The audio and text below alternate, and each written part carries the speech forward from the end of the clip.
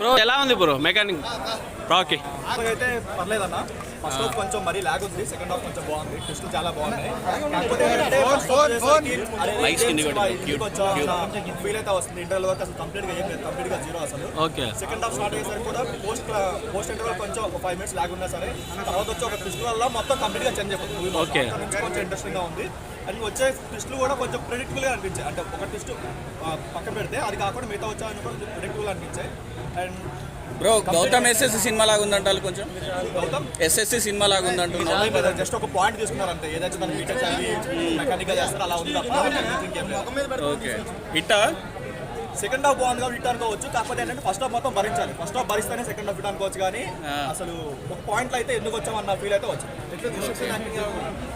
First half అయితే కంప్లీట్గా over action చేస్తాను, కంప్లీట్గా ఓవర్ యాక్షన్ చేస్తాను. సెకండ్ హాఫ్ అయితే కొంచెం